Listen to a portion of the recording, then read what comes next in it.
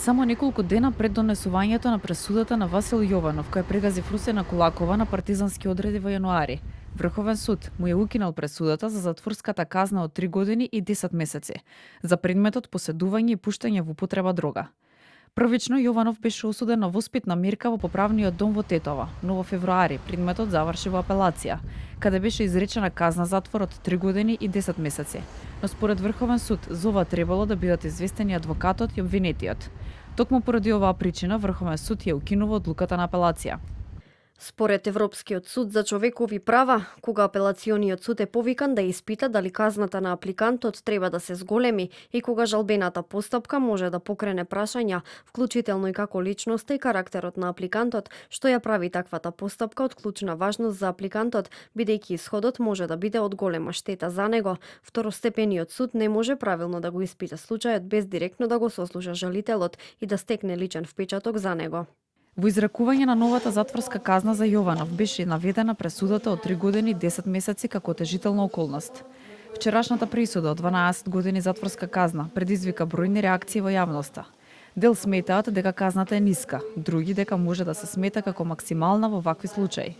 Јавниот обвинител пак веќе посочи дека досега немало ваква пресуда за овој тип на кривична дела, но и покрај тоа најави можност за поднесување жалба. Адвокатката Сузана Јошевска-Анастасовска за телевизија 24 вели, иако нема целосен увид во предметот, упатува на внимателност правдата да не се претвори во линч. Признанието на вина е околност која судот секогаш ја цени, бидејќи не и фамилијата се поштедува од долг судски процес, има известна ситуација и државата се поштедува од трошоци за водење на судски процес. Значи тоа е едната работа која мора судот да ја цени, возраста мора да ја цени и околностите сите кои претпоставувам одбраната ги навела како леснителни околности. И од тука, а имајќи ја предвид и праксата, сметам дека судот имал навистина тешка задача, но сепак одговорил во рамките на она што може би е очекувано за овој тип на кривично дело. Јошевска-Анастасовска вели дека ваквите предмети се сензитивни и се повикува на казнената политика во ЕУ. Сметам дека судот за изрекување на оваа висина на казна затвор ги земал во предвид и сите отежителни околности за кои и како јавност бевме запознаени, а сигурно судот има и поголем увид.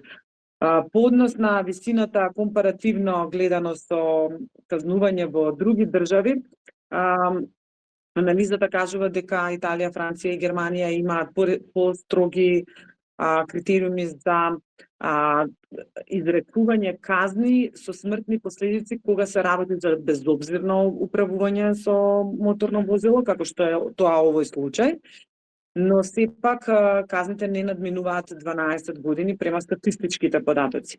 Кривичен суд пресуди 12 години казна затвор за Васил Јованов за сообраќајката која се случи кон крајот на јануари на партизански одреди во Скопје, кој возел без возачка дозвола, возел над дозволената брзина, поминал на црвено светло и удрил во Кулакова, а беше наведено во пресудата дека земени се в предвид и претходни сообраќајни прекршоци и пресудата за поседување дрога.